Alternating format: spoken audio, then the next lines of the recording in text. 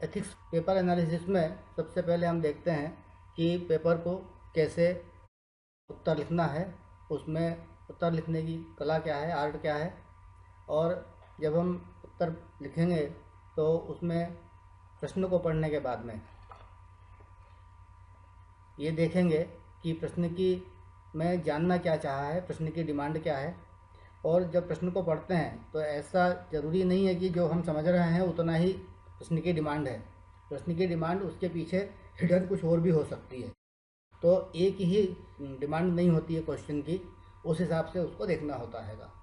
उसके बाद में प्रश्न का उत्तर बनाते वक्त उसमें जो रियल लाइफ एग्जांपल्स हैं, हमारे परिवेश में, हमारे आसपास में जो होता है, जो हो रहा होता है, या जिस तरह की नीतियाँ बनती हैं, योजनाएं बनती हैं, तो उनके उदाहरण हमको देने होते हैं।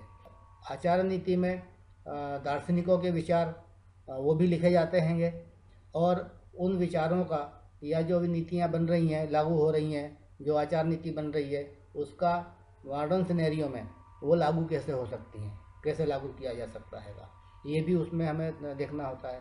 फॉर्मेट टू बी फॉलोड, कि प्रश्न का उत्तर जब हम लिखेंगे तो उसका स्वरूप कैसा होगा या उसमें कौन कौन सी चीज़ें आएंगी। पहला उसमें जो पार्ट होता है वो होता है प्रस्तावना का या भूमिका का या इंट्रोडक्शन का। दूसरे पार्ट में लिखते हैं हम बॉडी, जो कि उसमें पूछा गया है, जो मुख्य बिंदु है उसको हम उसमें डिस्क्राइब करते हैं या उसको लिखेंगे। और इंट्रोडक्शन और बॉडी को लिंक करके तीसरा पार्ट बनता है कंक्लूजन का, कि हमने जो ऊपर लिखा है इंट्रोडक्शन में और बॉडी में, उससे कंक्लूजन क्या निकल के आता है या निष्कर्ष क्या निकलता है, और कैसे आचार नीति जो है वो एप्लीकेबल होती है। इसके बाद ये पेपर 4 में प्रश्न पत्र में 2 खंड होते हैं, कुल 14 प्रश्न दिए गए हैं, सभी प्रश्न अनिवार्य हैं।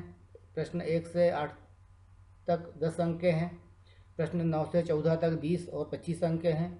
इसमें व्यक्तिगत नवीन विचार शैली को ज़्यादा अंक प्रदान किए जाते हैं। इसके साथ ही कई दार्शनिक विभूतियों के विचार से परिचय होना आपका आवश्यक होता है, क्योंकि उन्हें लिखना होता है। इसमें शब्द सीमा का और समय सीमा का भी हमें ध्यान रखना होता है। इस पेपर का महत्व क्या है? एथिक्स के पेपर का आपका आईएएस बनने में सबसे बड़ा योगदान हो सकता है, और इसलिए ये पेपर बड़े महत्व का होता है। क्योंकि ये आपको आईएएस बना सकता है वो इसलिए क्योंकि यह पेपर हकीकत में आसान होता है, और इसे आसानी से पूरा का पूरा पूरी गुणवत्ता के साथ में बहुत अच्छा इसे बनाया जा सकता है, जिससे आपको अधिकतम अंक में इसमें स्कोर होता है। एथिक्स का जो विषय है आचार नीति का, ये हमारे रोज़मर्रा के जीवन से जुड़ा हुआ है, और रोज़मर्रा के क्रियाकलापों में जब हम आचार नीति से क्रियाकलाप करते हैं तो हमको बहुत सारे उदाहरण मिलते हैं, और उन उदाहरणों से यदि हम अपने उत्तर को लिखते हैं तो वो हमको अधिकतम अंक दिलवाता है। दूसरी बात इसमें यह है कि प्रश्न का उत्तर जितना आप मौलिक लिखेंगे, खुद के ज्ञान से लिखेंगे और अपनी अभिव्यक्ति से लिखेंगे, उतने नंबर अधिक मिलेंगे।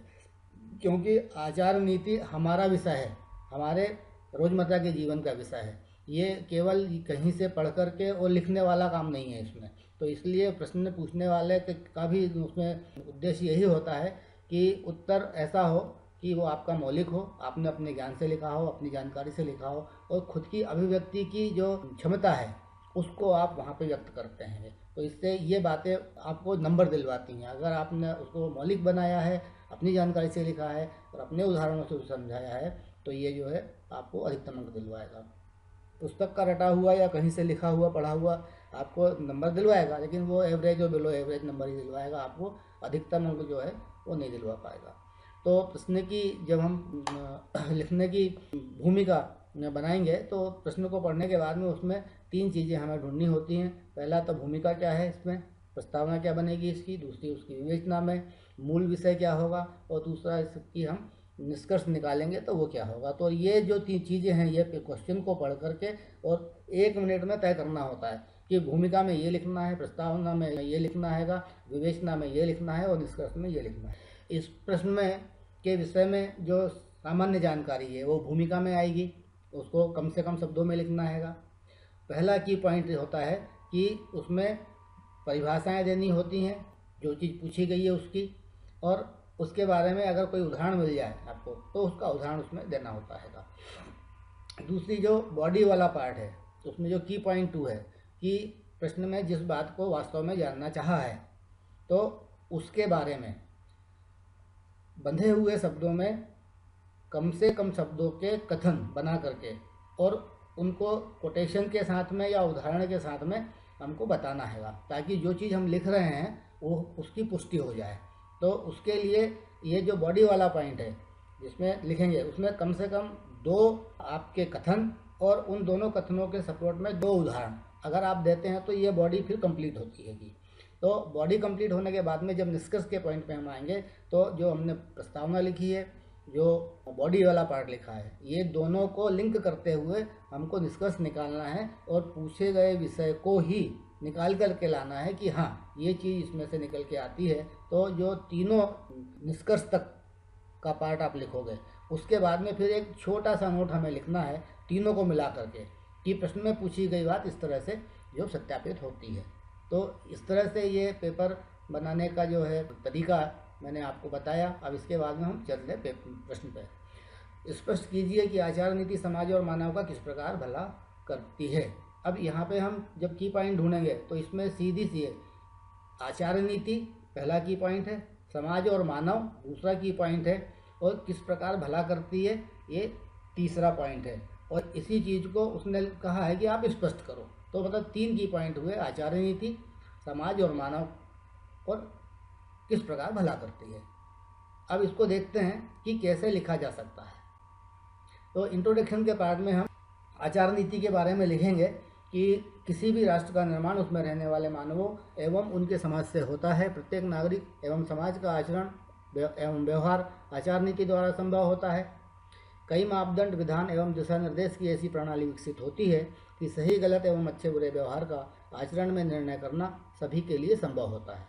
व्यक्तिगत, सामाजिक तथा राष्ट्रीय जीवन उन्नति की ओर अग्रसित होता है। ये हमने 2 कथन लिखे, और ये 2 कथन लिखने के बाद में उसके सपोर्ट में हमने जो उदाहरण दिया कि हमारे राष्ट्र में अतिथि देवो भव सांस्कृतिक विरासत से प्राप्त आचार नीति है, जिसमें सभी व्यक्तिगत, सामाजिक सरोकारों से प्रभावित होते हैं और एक दूसरे के प्रति सद्भावना, सहयोग, निष्ठायुक्त व्यवहार सुनिश्चित करते हैं। ये बॉडी का एक पार्ट हुआ।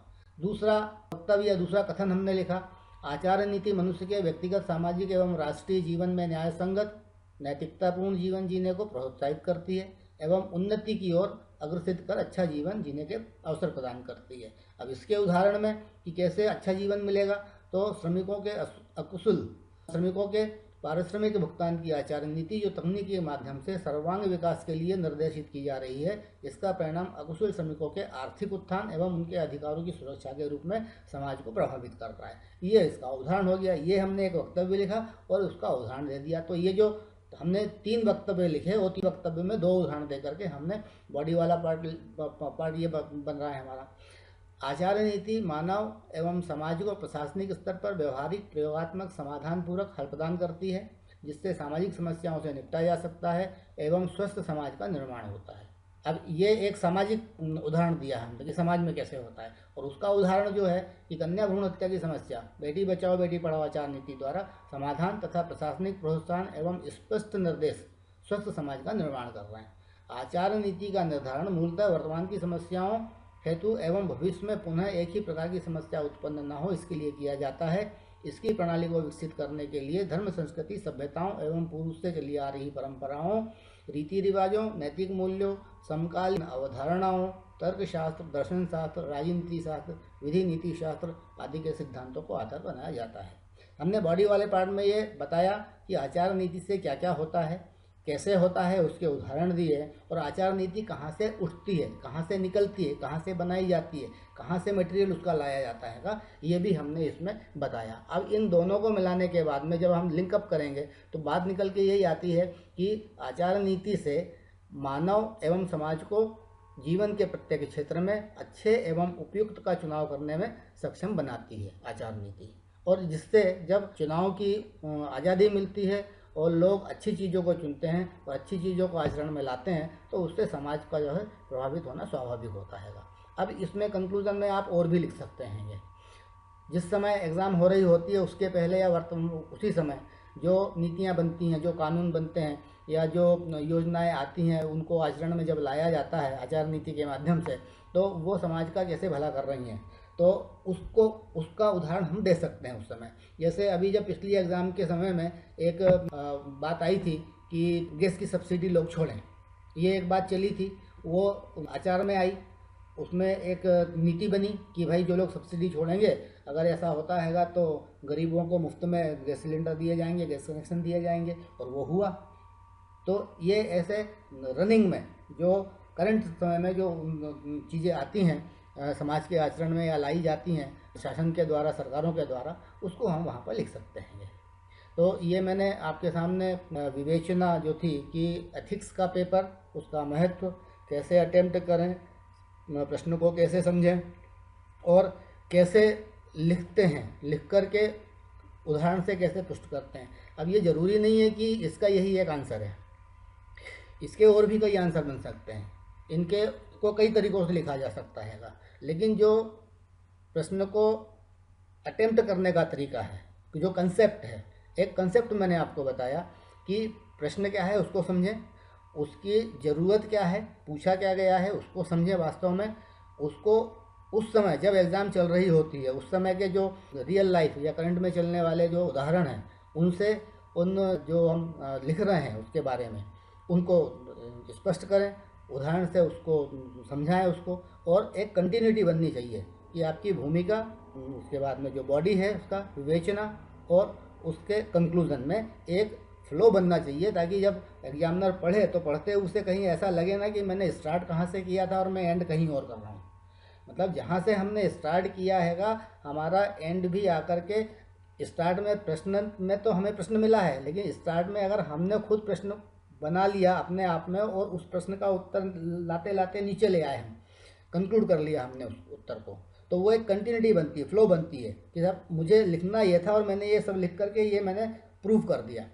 तो ये इस तरह से अगर हम बनाते हैं प्रश्न का उत्तर, तो ये अधिकतम नंबर दिलवाता हैगा, और इसमें स्कोर करना बड़ा आसान है, क्योंकि सबके पास में इतना नॉलेज है, इतना ज्ञान है और इतनी चीज़ें हम जानते हैं, बस ये कि उसको व्यवस्थित रूप में डिमांड के हिसाब से कि सवाल में पूछा क्या गया है उसके हिसाब से उसको यदि फॉर्मेट करके हम आंसर बनाएंगे तो वो आपको अधिक से अधिक नंबर दिलवा सकता है। और ये इसके लिए थोड़ी प्रैक्टिस करनी पड़ती है, थोड़ा इसकी वो करना पड़ेगा, घुमा घुमा करके कई तरीक़ों से लिख लिख करके, तो एक आपको आइडिया आ जाता हैगा कि भाई क्वेश्चन क्या बोलता हैगा, लिखना क्या हैगा, कंक्लूड क्या करना हैगा, और इस तरह से आपका ये पेपर आपको मैक्सिमम नंबर दिलवा सकता है। तो इस वीडियो में मैंने आपको ये बताया, और ये प्रेजेंटेशन, ये डिस्कशन अगर आपको पसंद आया है, और उम्मीद करता हूँ कि आपको पसंद आया होगा, तो प्लीज़ सब्सक्राइब कीजिए हमारे चैनल को, और अगर आपका इनपुट मिलेगा तो इस के माध्यम से हम आगे फिर और मिलेंगे आपसे। बहुत बहुत धन्यवाद।